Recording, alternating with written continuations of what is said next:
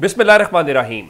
लाखों करोड़ों दुरूदो सलाम मोहम्मद मुस्तफ़ा सल्लल्लाहु अलैहि वसल्लम और आले मोहम्मद पर। मैं हूँ उमर दराज गोंदल।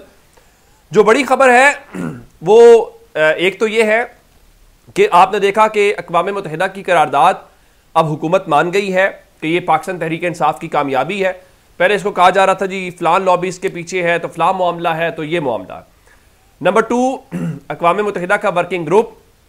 अक़वाम मुत्तहिदा के वर्किंग ग्रुप के बाद अब अगर आपको खबर मिली हो तो अक़वाम मुत्तहिदा के जो जनरल सेक्रेटरी हैं, ये सेक्रेटरी जनरल हैं, या उनको चीफ यूएन चीफ कहा जाता है, एंटोनियो गुटेरेस, उनका आज एक बयान है। और उसके अलावा अक़वाम मुत्तहिदा अपने वर्किंग ग्रुप की उस रिपोर्ट को इंडोर्स कर रही है, लेकिन पाकिस्तान के मीडिया के अंदर या पाकिस्तान के अंदर सोशल मीडिया के ऊपर यह तासुर देने की कोशिश की जा रही है कि देखो जी अक़वाम मुत्तहिदा तो उसको नहीं, इसका हकीकत से ताल्लुक नहीं है।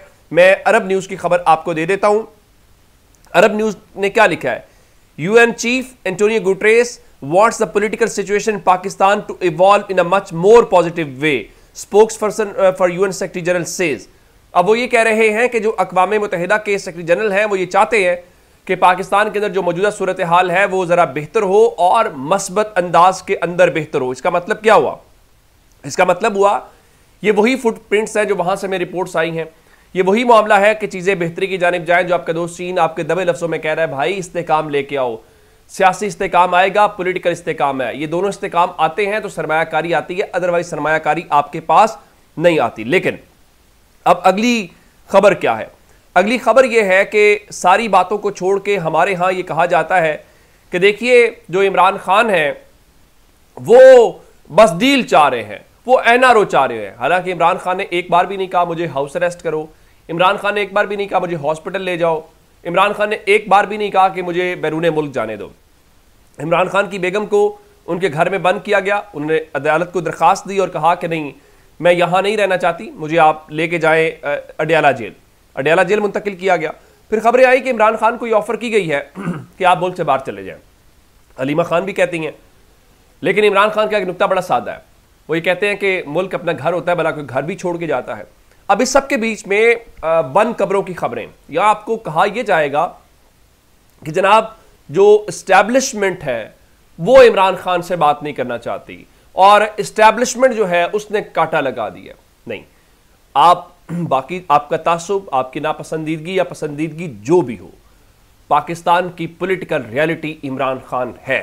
वो आपको पसंद हो, आपको नापसंद हो, लेकिन आप कोई महफिल, आप कोई किसी जगह मुझे कोई पॉलिटिकल इक्वेशन इमरान खान के बगैर मुकम्मल करा के दिखा दे। मैं कोई अपने आप को बहुत बड़ा, मैं तो एक मजदूर सा सहाफ़ी हूं, एक आम मामूली सा सहाफ़ी हूं। मैं किसी जगह जाऊं, मैं किसी जनाजे पे जाऊं, मैं किसी शादी पे जाऊं, मैं किसी और गैदरिंग, सोशल गैदरिंग में जाऊं, ज़ाहिर है लोग ये समझ रहे होते हैं कि हमें चीज़ों की तला भी होती है, तो वो ज़रा चाह रहे होते हैं कि हम ज़रा उनको बताएं क्या चल रहा है। जो बहुत सारी चीज़ें हम रिपोर्ट ज़रा नहीं कर पा रहे होते, लेकिन इन्फॉर्मेशन तो उनकी होती है। तो लोग एक ही सवाल करते हैं, इमरान खान कब बाहर आएंगे? मैं ईद के ऊपर अपने पिंड में, गांव में था। हर वो बंदा जिसका सियासत से शायद कोई लेना देना भी ना हो, उसका एक ही कंसर्न है, इमरान खान रिहा कब होगा। मैं आपको एक ऐसे शख्स की बात बता के आगे चलना चाहता हूं जिसका सियासत से कोई ताल्लुक नहीं था। उसका जुमला बड़ा खूबसूरत था। उसने कहा मुझे इस बात की समझ नहीं आती और मुझे दुख भी इस बात के, जब हमने इनको वोट नहीं दिया तो इनकी हुकूमत कैसे बन गई। ये उस बुजुर्ग का जुमला मेरी याददाश्त के ऊपर नक्श है उसी तरह से। अब मैं उनको क्या जवाब देता? हुकूमत वोटों से नहीं बनी, ये हुकूमत बंद कमरों में बनी है। लेकिन अब बंद कमरे वालों की खबरें हैं, अब उनके तोते बोलना शुरू हो गए। अब कोई कहता है कि तहरीक इंसाफ की ये कामयाबी है, कोई कहता है जनाब उनकी हुकूमत नाकाम हो गई है।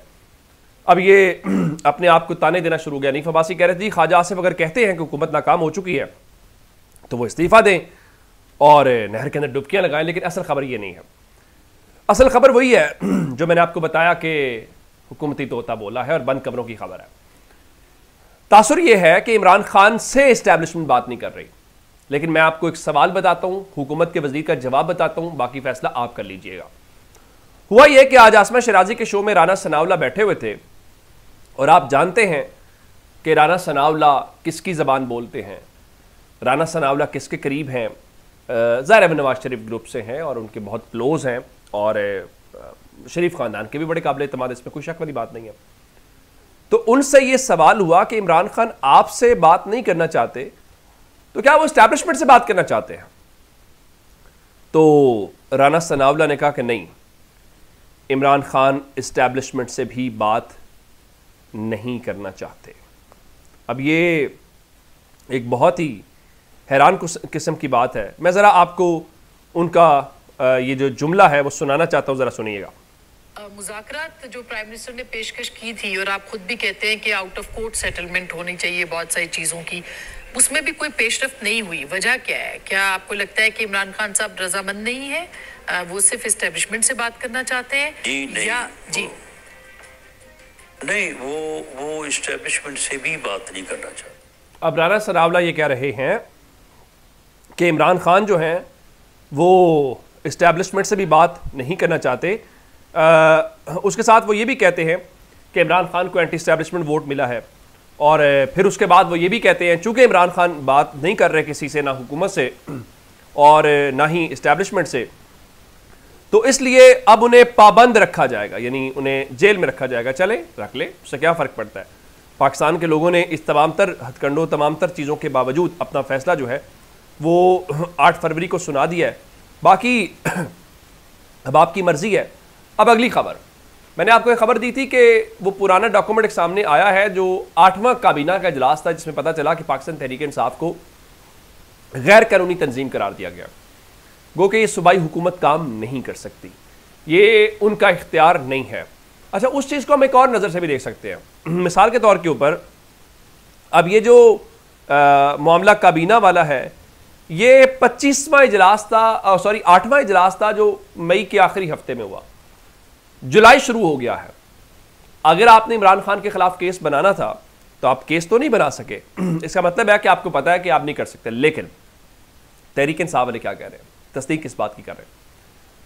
रऊफ हसन जो तर्जुमान है पाकिस्तान तहरीक इंसाफ के, वो ये कहते हैं कि पाकिस्तान तहरीक इंसाफ के ऊपर पाबंदी लगता हुआ देख रहा हूं। कौन लगाएगा पाबंदी? वफाकी हुकूमत लगाएगी। किस बुनियाद पर? कि इमरान खान की फलां स्टेटमेंट के ऊपर।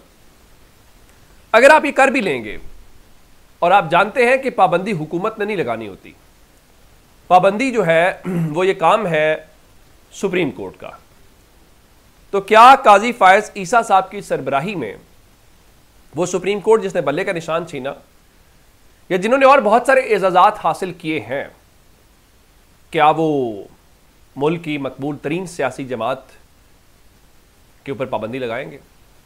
मेरा ख्याल है अदालत को इस बात का पता है कि 8 फरवरी को सिर्फ इमरान खान को मज़ाहमत का या एंटी इस्टेब्लिशमेंट वोट नहीं पड़ा। इमरान खान को 8 फरवरी को उस 13 जनवरी के फैसले के जो नाइंसाफ़ी उनके साथ हुई उसका वोट भी पड़ा है। इमरान खान के ऊपर जो गंद और कीचड़ उछाला गया इद्दत निकाह केस की सूरत में, इमरान खान को उसका वोट भी पड़ा है। इमरान खान के ऊपर जो तोशाखाना की सूरत में गंद उछालने की कोशिश की गई उसका वोट भी पड़ा है। इमरान खान को साइफर केस में जो आपने गद्दार, जैसे आपने अभी पंजाब हुकूमत कह रही है जो मुल्क तोड़ने की साजिश कर रहा है, वो जिस तरह उस दिन फवाद चौधरी कह रहे थे ना कि मुझे शेख रशीद ने फ़ोन किया और पूछा कि अगर हम भी फ़ौज के खिलाफ हैं तो इस मुल्क में फिर फ़ौज के हक में कौन है? अगर इस मुल्क में मुल्क तोड़ने के लिए इमरान खान जो है वो भी मुलव्विस है और इमरान खान पाकिस्तान तोड़ने की साजिश में है, फिर सवाल ये पैदा होता है कि पाकिस्तान को बचाने वाला कौन है? पाकिस्तान की तरफ से कौन खेल रहा है? पाकिस्तान के लोग बेवकूफ़ नहीं हैं। पाकिस्तान के लोग समझते हैं, अपना अच्छा बुरा भी समझते हैं, और वो दीवार के पार देखने की सलाहियत भी रखते हैं, और उनको बहुत सारी चीज़ों का, बहुत सारे मामलात का पता भी होता है। तो मेरा नहीं ख्याल कि पाकिस्तान के लोग इस हकीकत को तस्लीम करना चाहते हैं। हाँ, मौजें लगी हुई हैं, बहुत सारे लोगों की लगी हुई हैं। मिसाल के तौर के ऊपर एक ख़बर ये है कि पंजाब में आपके ऊपर, मेरे ऊपर बहुत टैक्स लगे हैं। ये जो ब्यूरोक्रेट्स हैं उनके लिए चंद घर बनने हैं। 2 अरब रुपए का प्रोजेक्ट है जो मोहसिन नकवी के दौर में, वो तामीर शुरू हो गई है। फिर IMF ने कहा कि ये जो ब्यूरोक्रेट्स हैं ना, इनके एहसास ज़ाहिर करें, इनके पास क्या कुछ है। तो पंजाब के जो ब्यूरोक्रेट्स हैं, अली रामे की खबर के मुताबिक उन्होंने अपने ज़ाती एहसास से ज़ाहिर करने से इनकार कर दिया है, और महकमा ख़ज़ाना पंजाब ने ब्यूरोक्रेट्स के तहफ़्फ़ुज़ात हैं वो वज़ीर आला पंजाब को बता भी दिया, उनको एतमाद में भी ले लिया कि हमारे पास क्या कुछ है हम नहीं बता सकते, लेकिन पाकिस्तान के लोगों की जेब से हम ज़रूर निकलवाएंगे कि उनके पास क्या है। जब तक कैबिनेट से अपना बहुत सारा ख्याल रखिएगा। खुदा हाफिज़।